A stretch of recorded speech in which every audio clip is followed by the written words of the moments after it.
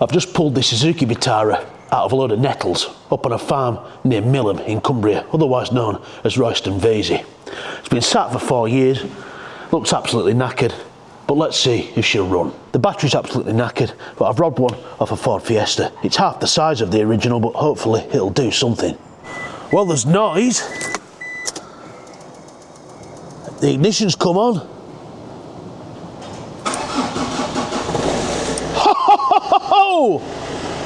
Oh, the dashboard's lit up like a Christmas tree though. There's no power steering or anything. Bloody hell.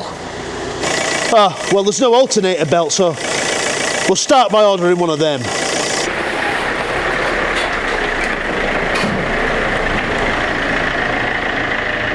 Well, I've been waiting a week and they've sent the wrong belt. Look at the state of that. It's like it's for a bloody golf caddy or something, the useless bastards. Well, they've accepted their error and sent me another belt. Funnily enough, this one came a lot faster as well. That looks more like it. Let's see if we can get it on. This looks like it's going to be a right cunt. I'll tell you something, I've had a job to find a belt diagram anywhere. But I bought this laptop years ago for 100 quid. It come with Delphi Diagnostics, auto data and all that. And it has everything. It has absolutely everything. Trouble is it only goes up to 2015, but there we go. Well, fuck it, we'll just see if we can get the belt on without pissing about, without having to take anything else off. Bloody hell! The aircon belt's gonna have to come off. Yeah, fuck. As if the aircon's gonna work anyway, I'll just cut the cunt. There we go, look. Ah, so, that other belt they sent me was an aircon belt. So, if any of the future owners do want to get the air conditioning going, there's a new belt there for them. I, on the other hand, won't be bothering. It's going to be a bloody squeeze, is this. I can't get my fucking hands down there. Oh, fucking hell. Bloody hell. Fire. This is horrific. How the fuck? No wonder the belt's snapped and they've just parked it up. Christ. Hey, where are we? Right. Can't see a fucking thing. Oh, go on, you bastard. As I always say, this is the trouble with small cars. There's no room to do anything. Back to the old Land Cruiser, or even a Land Rover Defender. You can get to everything without taking anything off, without fucking try to squeeze your hands into tight spots. Well, we've run into a bit of a snag. I've been pulling my hair out wondering why none of these diagrams make sense, and well, it turns out there's a pulley missing. It must have fallen off there. Oh dear. Having real problems getting this bottom pulley bolt out here. It's a cunt, and if I round the bastard off, I think I'll have to take the whole front end off. Bloody hell. Ah, real do. I've undone that top hose, managed to get a bar on it, and I managed to undo it from the top. We've got movement. Thank fuck for that. Oh dear, so this is the bit that I've just taken off now. And this is the top one, which is exactly the same, the top pulley. I've taken that off just to see what the job is. And the pulley slides onto that bit. Well, the new one they've sent me is the wrong size. Oh dear. So I need to measure that. But what I will do is I'll put this top one on the bottom. It's a lot harder to get to. Then when the new one does come, the correct one, it's a lot easier to put on. Well, after 2 weeks of this car being shoved around the yard to various locations, the new one's finally arrived. So, should be a piece of piss to put back on. And we'll put the belt on as well. Hell, look at that, that went on easy. It took about 2 minutes. Well, the belt's back on. It was an absolute cunt of a job. You can hardly get your hands down there. Would have been easier if I could have taken the fan and the fan shroud off, but I looked at the bolts at the bottom and, well, there's no left of them, so that wasn't coming off very easily. Anyway, it's on now, so let's take it for its maiden voyage.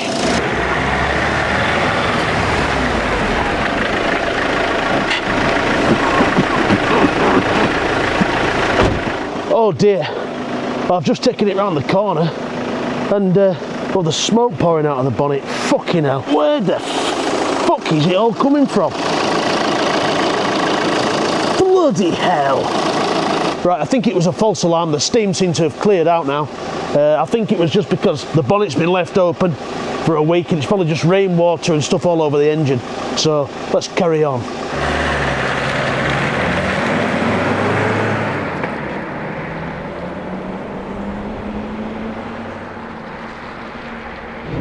Now the fella you're going to see driving this, he's told boy on farm. He's retired, he's left farm to his son, but they can't get rid of him because every morning he turns up in this, making a bloody nuisance of himself, messing about in yard, backing into bloody gate post. Hey, you silly old cunt! Was busting proving bags open, he don't even know he's doing it. Hence the numerous dents, scrapes and scratches all over the car. He still thinks it looks mint though. But he's there. Anyway, he does have an odd use. They'll send him downfield in his Vitara every now and again, go and put a few topstons up with his old slavering dog.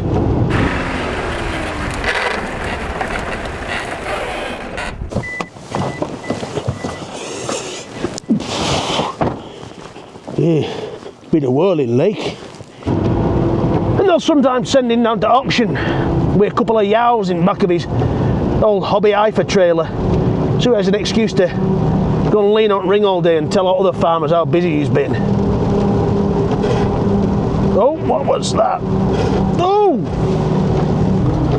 You know, I test drive a lot of cars up here, but nothing seems to fit in more than this. I mean, this is the ultimate just hobby old boy messer farmer, just driving up and down bloody road, looking in fields. This is the ultimate car for that job, and you see it all the time.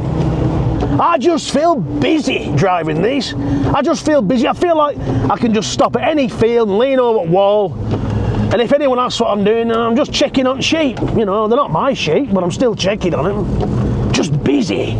So busy.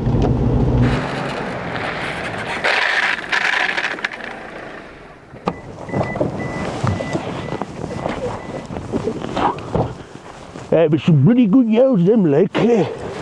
Hey, did she leg? Now I know I said that L200 we looked at a few weeks back sounded like a Heinkel HE111 coming in with those ridiculous mud tyres on, droning away. Well, this is a new level. The mud tyres on this are deafening. It sounds like the whole bloody Luftwaffe coming in over Coventry.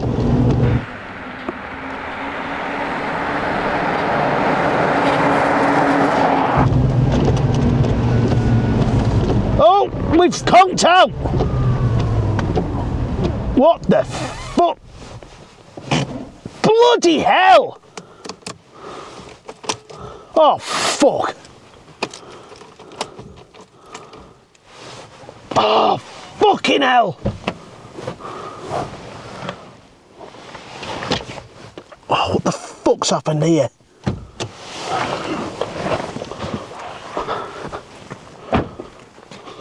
Just a battery terminal. Well, it broke down on a hill, so this is an opportunity to test the power of this 2-litre Peugeot PSA diesel engine. It's well, it's pretty underpowered actually. The engine light's on, but I don't know if that's anything to do with it. Well, it doesn't seem badly underpowered, it just seems like normal Peugeot Citroen underpowered. So anyway, now I honestly can't believe that this car's been stood for 4 or 5 years. This is the first time out in it. It drives absolutely spot on. Aside from the horrendous drone from them tyres, there's no knocks or bangs. It drives straight. Everything works. The wipers work. The heaters are red hot. Everything is absolutely spot on. And it has only done 70,000 miles, although you wouldn't tell by looking at it. Now inside, there's a bit of farmer filth, but it's on the lower end. I've had a lot worse. You know, it's not had a hard round on the farm, which lends to the idea that these are driven by the old boys. They just do a bit, don't they? Their days of swimming around in shit for the sake of it are gone. That's for the younger generation in their L200. Some CDs down here. Oh God, what's that? Kings of Leon. Oh, fuck that. What's this? Paolo Nutini. Sunny side up, sunny side fucking down. No. horrible, horrendous tasting music. I don't think I'll be listening to any of them. Kings of dog shite. It's not very interesting really, it's just a typical bland Japanese interior. About the most interesting thing we've got is the heated mirrors there. Oh, previous owner must have been a bit of a piss can. Oh, not wrong with having a can or two while you're checking your houses, to Dave. As I say, everything works. We've got your nice simple climate controls there. It just does what it needs to do. As is often the case with these farm vehicles, I get the driver's window is, well, it's not fucked, but you've just got to sort of keep it, make sure you don't trap your fingers, but you've got to keep it sort of that way. Otherwise, it just... Oh, it's working that fucking time. It never works. Whatever. What have we got in the back? It's just more typical farmer shite. The old spanner there. It's old probbing bag. Half-eaten Easter egg. What's this? Titty barn. Oh, wonder where that is. Winsford, Cheshire. Titty barn. And we've got a rake of egg crates. Oh, and of course, back seats are held down with some string. In the back, we've got the world's smallest boot covered in dog hairs. It's disgusting, really. A bit more fuel for the bonfire. That's about it. Ah, right, British farming. I don't know, a lot of these tractor driver farmer types these days seem to be supporting the old Colombian farmers. I know many of these so-called agricultural contractors, they absolutely smash the packets. And I'm not talking about mini cheddars here either. Years ago, there was a woman in the village that had a Vitara with a badge like this on the back, except the two rhinos were mating. It's only now, years later, I realise that that must have been aftermarket. As I say, we've got a full set of Interturbo mud tyres, and we've got low range and diff lock. So when tell boy's had a tipple of whiskey in his morning coffee, and he veers off while he's checking yows into a dike, he can just slam it in, all the traction he needs, and back out again, and off he goes.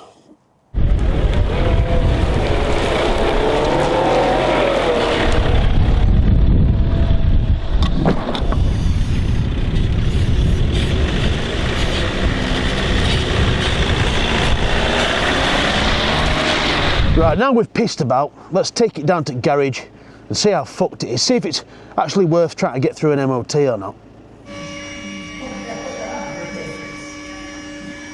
Hold there. Hold there. Chassis solid. It just wants a few little bits. Right, well, I've got it jacked up in the garage. Let's see if we can sort out those little issues. Well, unbelievably, I've taken these plastic covers off, which came off very easily, which is also a surprise. I was expecting to find the sills underneath completely rotted away, but no, these plastic covers have done the job and they protected it. The only bit that's rotten is this bit at the back on both sides. And because this vehicle's on a separate chassis, the only reason that bit will fail the MOT is because it's in 30 centimetres of a seatbelt. If the sill had gone hopped anywhere else, I don't think it would have been an issue. Bloody hell, we're getting technical now. Well, we've done something like covered it in black shit, do it other side, and hopefully it'll pass an MOT. I'm well on the way with this fabrication job now. I've nearly done this side. This yoke will be ready for the road in no time.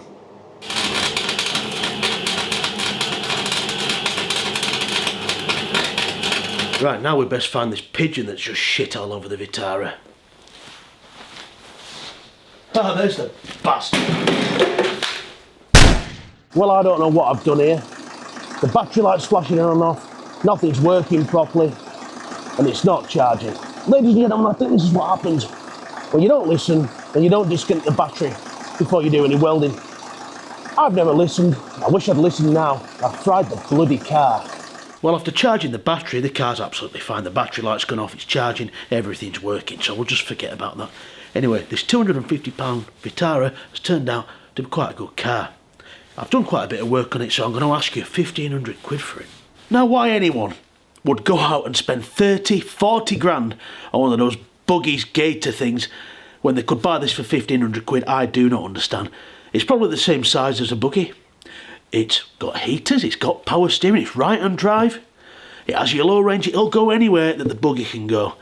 Plus, You can go down the road, you probably do 100 miles an hour if you have to, instead of being a fucking menace sat at 20 bastarding miles an hour, holding everyone up. There's a bloke down the road with one, don't even get me started. Stuck behind him, you're knackered. Anyway, and it won't be splitting drive shafts off every couple of weeks because you're going down the road on it. The amount of fucking farmers I see, red leg me buggy like, even though every fucking week it's broken, gearboxes shit itself, drive shafts, everything, just wear out, using them on the road. Oh, but it's got doors, this one, I think. It's got power steering and all. So does the Vitara, and it's only 1,500 quid.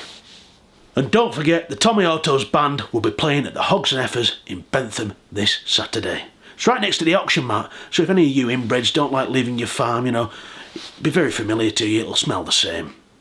Dirty, filthy sister, licking inbred. I'm inbred, I'm an inbred. I'm a dirty, filthy, stinking, I'm an inbred.